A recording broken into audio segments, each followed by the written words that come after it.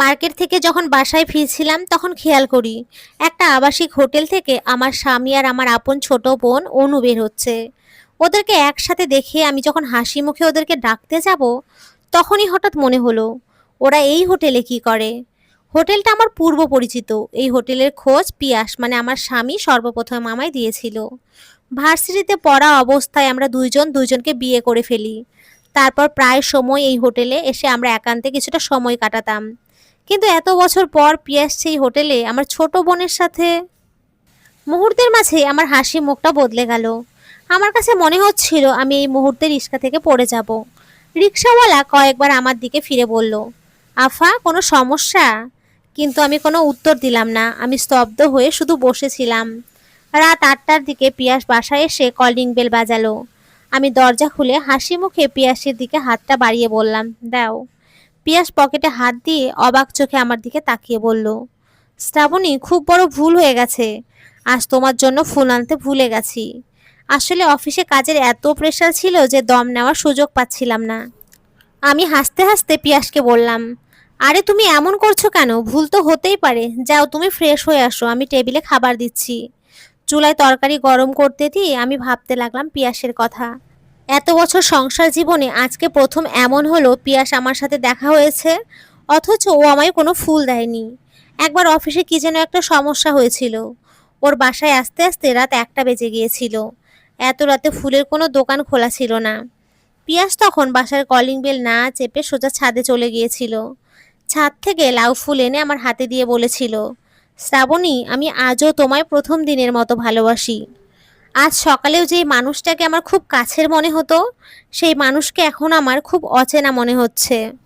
হঠাৎ খেয়াল করি পিয়াস ভেজা শরীরে দৌড়ে রান্নাঘরে এসেছে। আমি পিয়াসের দিকে তাকিয়ে বললাম, কি হয়েছে?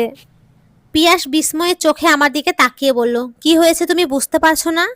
আমি ওয়াশরুম থেকে পোড়া পোড়া গন্ধ পেয়ে ছুটে আসলাম, আর তুমি রান্নাঘরে থেকেও বুঝতে পারলে না? পিয়াসের কথা শুনে আমি চুলার দিকে তাকিয়ে দেখি তরকারি পুড়ে কয়লা হয়ে গেছে, অথচ সেদিকে আমার কোনো খেয়াল ছিল না। আমি পিয়াসকে তখন বললাম, তুমি গোসলে যাও, আমি অন্য তরকারি গরম করে দিচ্ছি। আমার পাশে পিয়াস বিভোর হয়ে ঘুমোচ্ছে, অথচ আমি ঘুমোতে পারছি না। শুধু আমার চোখ দিয়ে অনবরত চোখের জল গড়িয়ে পড়ছিল।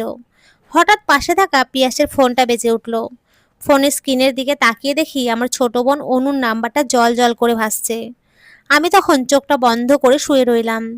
পিয়াস ঘুম থেকে উঠে ফোন হাতে নিয়ে চুপিসারে অন্য রুমে চলে গেল, আর আমার তখন চোখের জলে বালিশ ভিজে যাচ্ছিল। পরের দিন বিকেলে আমার ছোটবেলার বান্ধবী মালিয়া আমায় ফোন দিল। ইচ্ছে না থাকা সত্ত্বেও আমি ফোনটা রিসিভ করে হ্যালো বললেই অপর পাশ থেকে মালিয়া হাসতে হাসতে বলল, বান্ধবী, আজ একটা মজার ঘটনা ঘটেছে রে। রেস্টুরেন্টে গিয়েছিলাম খেতে, হঠাৎ খেয়াল করি তোর স্বামী একটা মেয়েকে নিয়ে রেস্টুরেন্টে বসে আছে। পেছন থেকে মেয়েটার খোলা চুল দেখে মনে করেছিলাম মেয়েটা তুই। আমি দুষ্টামি করে চুল ধরে টান দিলাম। পরে তো দেখি এটা তুই না, তোর ছোট বোন ছিল। বোকার মতো কাজটা করে কি যে লজ্জা পেয়েছিলাম, তাই না খেয়ে রেস্টুরেন্ট থেকে বের হয়ে গিয়েছিলাম। আমি তখন নিজেকে সামলে মালিহাকে বললাম, আসলে অনু বাংলাদেশ কৃষি বিশ্ববিদ্যালয়ে চান্স হয়েছে, তো সেই জন্য অনু ওর দুলা ভাইয়ের কাছে ট্রিট চেয়েছিল। আমার শরীরটা একটু খারাপ লাগছিল, তাই আমি যাইনি ওদের সাথে। মালিয়া তখন বলল, ভার্সিটিতে চান্স হয়েছে সেটা তো ভালো কথা, তাহলে? আমি কাঁপা কাঁপা গলায় মালিহাকে বললাম, তাহলে কি? মালিহা বলল, আসলে অনুকে দেখছিলাম খুব কাজ ছিল, আর তোর স্বামী ওরে কি যেন সমানে বোঝাচ্ছিল। আমি হাসতে হাসতে তখন বললাম, আরে পিয়াস নিশ্চয়ই অনুকে দুষ্টুমি করে বলেছিল ওকে কৃষি বিশ্ববিদ্যালয়ে ভর্তি করাবে না, ওরে ঢাকায় ইডেন কলেজে ভর্তি করাবে, এই জন্যই হয়তো অনুর আগে কেঁদে দিয়েছিল। মালিহাকে 7-5 বুঝিয়ে আমি ফোনটা রেখে দিলাম। এই মুহূর্তে আমি ঠিক কী করব বুঝতে পারছিলাম না। আমি না পারছিলাম এই বিষয়ে কাউকে কিছু বলতে, আর না পারছিলাম এইগুলোকে সহ্য করতে। অনেকদিন নিজের সাথে যুদ্ধ করে যখন একটা সিদ্ধান্ত নিলাম, ঠিক সেই সময় আমি বুঝতে পারলাম আমি প্রেগনেন্ট। তারপরেও আমি শিওর হওয়ার জন্য ডাক্তারের কাছে গেলাম। ডাক্তারের চেম্বারের সামনে যখন অপেক্ষা করছিলাম, হঠাৎ খেয়াল করি ডাক্তারের চেম্বার থেকে পিয়াস আর অনু বের হচ্ছে। ওরা আমার দিকে খেয়াল করেনি। পিয়াস অনুকে সমানে কি যেন বোঝাচ্ছিল, আর অনু মাথা নিচু করে চোখের জল ফেলছিল। ওরা চলে গেলে আমি ডাক্তারের চেম্বারে ঢুকে ডাক্তারকে বললাম, ম্যাডাম, কিছুক্ষণ আগে একটা ছেলে আর একটা মেয়ে এসেছিল। ওরা কি জন্য এসেছিল? ডাক্তার তখন বলল, মেয়েটার পিরিয়ড হচ্ছিল না, ওরা ভেবেছিল প্রেগনেন্ট কিনা, তাই এসেছিল। কথাটা শোনার পর আমার সারাটা শরীর কাঁপতে লাগলো। আমি অনেক কষ্টে নিজেকে সামলে ডাক্তারকে বললাম, মেয়েটা কি প্রেগনেন্ট? ডাক্তার হেসে বলল, আরে না। আমি আর কিছু না বলে চেম্বার থেকে বের হয়ে আসলাম। বাসায় এসে দেখি পিয়াস বাসাতে। আমার দিকে পিয়াস রাগী চোখে তাকিয়ে বলল, তোমার সমস্যা কি? এতবার তোমায় কল দিয়েছি, ফোন রিসিভ করছিলে না কেন? চিন্তায় তো আমার অবস্থা খারাপ হয়ে যাচ্ছিল। আমি হেসে পিয়াসের দিকে তাকিয়ে বললাম, বাবা, আমার জন্য তোমার চিন্তাও হয়? মানেটা কিছুই না, শুধু এটা শুনে রাখো, আমার ইচ্ছে করছে তোমার মুখে থুতু ফেলতে, কিন্তু ফেললাম না। তোমার কি মাথা ঠিক আছে? কি যাতা বলছো? আমি চিৎকার করে তখন বললাম, আমার মাথা ঠিক আছে, কিন্তু তোর মাথা ঠিক নেই। তোর মাথা ঠিক থাকলে আমার ছোট বোনটার সাথে এমন করতি না।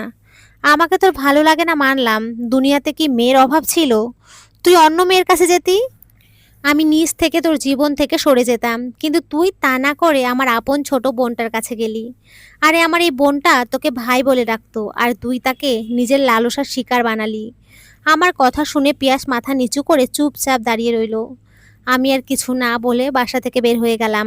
রাত 11:40 অনু আমার রুমে এসে আমায় বলল, আপু তুই কি ঘুমিয়ে পড়েছিস? আমি চোখের নিচে জমে থাকা পানি মুছতে মুছতে বললাম, তুই আমার সামনে থেকে যা, তোর এই মুখটা আমি দেখতে চাই না। অনু কিছু না বলে চুপচাপ আমার পায়ের কাছে এসে বসে বলল। আমি রাগে অনুকে বললাম, তুই আমার সামনে থেকে যা বলছি, তা না হলে লাথি মেরে খাট থেকে ফেলে দেব। অনু তখন আমার পা জড়িয়ে ধরে কাঁদতে কাঁদতে বলল, আপু আমার ভুল হয়ে গেছে, তুই আমায় মাফ করে দে। তুই মাপ না করলে আমি মরে যাব। আমি তখন অনুর গালে থাপ্পড় মেরে বললাম, তুই কেন মরবি? মরবে তো ও, যে তোর সাথে এমন করেছে। পিয়াসকে আমি কখনোই ছাড়বো না। অনু আমার পা ছেড়ে চোখের জলটা মুছতে মুছতে বলল, পিয়াস ভাই কি করলো? কি করলো মানে? তোর সাথে এত বড় অন্যায় করেছে আর আমায় ঠকিয়েছে। আরে পিয়াস ভাই কখন আমার সাথে অন্যায় করলো? বরং পিয়াস ভাই আমার সাথে না থাকলে আমি এতদিনে মরেই যেতাম। হোটেলে যখন শিহাবের সাথে ধরা খেয়েছিলাম, তখন পিয়াস ভাই আমাকে হোটেল থেকে ছাড়িয়ে নিয়ে গিয়েছিল। ভুলবশত শিহাবের সাথে আমার শারীরিক সম্পর্ক হয়ে যায়। এজন্য বারবার আমার মনে ভয় হচ্ছিল আমি প্রেগনেন্ট হয়ে যাই কিনা। আমার মনের ভয় দূর করার জন্য পিয়াস ভাই আমাকে ডাক্তারের কাছে নিয়ে গিয়েছিল। কয়েকদিন আগে আমাকে সাথে নিয়ে রেস্টুরেন্টে বসে পিয়াস ভাই শিহাবের বাবা মার সাথে সব কথা বলেছিল। ওনারা বলেছে ওনারা বিয়ের প্রস্তাব পাঠাবে। আমি অনুর গালে আরও একটা থাপ্পড় মেরে বললাম, এই কথা এতদিন আমায় বলিসনি কেন? অনু গালে হাত রেখে বলল, আসলে আপু আমি ভয় পেয়ে গিয়েছিলাম, তাই পিয়াস ভাইকে সবার আগে বলেছিলাম। পিয়াস ভাই তখন আমায় বলেছিল কাউকে কিছু না বলতে, উনি সব ব্যবস্থা করে আস্তে আস্তে সবাইকে জানাবে। আজ তোকে রেগে মেগে বাসায় আসতে দেখে ভাবলাম, পিয়াস ভাই তোকে বিষয়টা জানিয়েছে, তাই তো তোর কাছে মাপ চাইতে আসলাম। আমি অনুকে বললাম, তুই এখন আমার সামনে থেকে যা, তুই হলি একটা গাধী, আর তোর পিয়াস ভাই হলো একটা রাম ছাগল। আর এই মুহূর্তে তোর শাস্তি হলো তুই এখন তোর পিয়াস ভাইয়ের জন্য খিচুড়ি রান্না করবি। মানে? এত রাতে রান্না করব? তোকে যা বলছি তা কর গিয়ে। অনু চলে গেলে আমি পিয়াসকে ফোন দিলাম। পিয়াস ফোনটা রিসিভ করে হ্যালো বলতেই আমি ওকে বললাম, তুই এক্ষুনি আমার বাসায় আসবি। পিয়াস শান্তভাবে বলল, কেন, আমার মুখে থুতু দিতে? এই কথা শুনে আমি কাঁদতে কাঁদতে বললাম, তোর মুখে থুতু দিতে না, তোর কপালে চুমু দিতে ডাকছি। আর শোন, আসার সময় আমার জন্য আচার নিয়ে আসবি। আমের আচার খেতে ইচ্ছে করছে। আমি তখন রাগে চিৎকার করে বললাম, তুই এত বোকা কেন? শাবানা আলমগীরের কাছে কেন আচার খেতে চাইতো সেটা কি তুই বুঝতি না? তার মানে আমি ফোনটা সাথে সাথে কেটে দিলাম আর ব্যালকানিতে দাঁড়িয়ে থেকে অপেক্ষা করতে লাগলাম পিয়াসের জন্য। নমস্কার বন্ধুরা।